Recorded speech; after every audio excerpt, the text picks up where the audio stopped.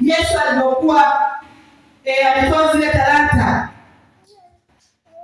Mathayo sura 25 mstari wa 15 anasema,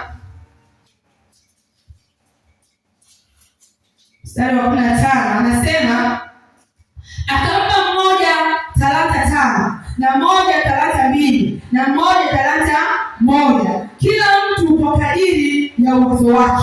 Kila mtu kwa kadiri ya uwezo wake. Umeelewa hilo neno?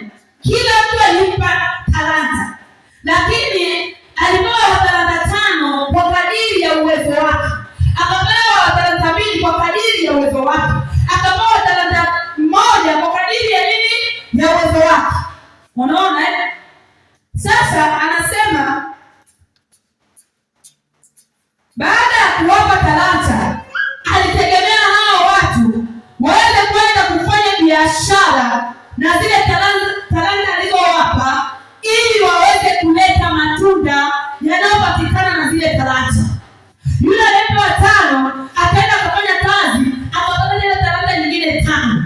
Yule aliyepewa 2 akaenda kufanya kazi, akapata talanta nyingine 2, zikaongezeka nyingine 2. Lakini yule aliyepewa talanta 1, yeye alifunga kwenye leso, akaenda akaichimbia kwenye ardhi, akasema ya kwamba Bwana anataka kuvuna ambapo hajapanda. Bwana Yesu asifiwe sana.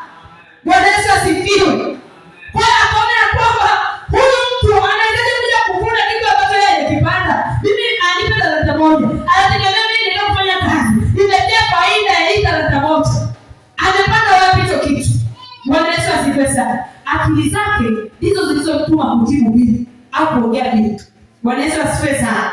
Kwa aliporudi anataka mahesabu, anaambiwa ya kwamba yule talanta 5 akakabidhi zile faida za talanta 5. Akamwambia, wewe ni mtumwa mwema na mwaminifu. Bwana Yesu asifiwe sana. Akabarikiwa pale. Akaenda yule wa pili, wewe ni mtumwa mwema na mwaminifu. Akaendelea na maneno mengine sifa tele. Yule talanta 1 akamwambia, basi anyang'anywe hata ile 1 aliyokuwa amepewa. Anyang'anywe, apewe yule ambaye alikuwa na talanta 5. Bwana Yesu asifiwe sana. Bwana Yesu asifiwe. Kwa nini anyang'anywe? Anasema kwenye mstari wa 19, anasema, mstari wa 29 anasema, kwa maana kila mwenye kitu atapewa na kuongezewa tele, lakini asiye na kitu, hata kile alichonacho atanyang'anywa.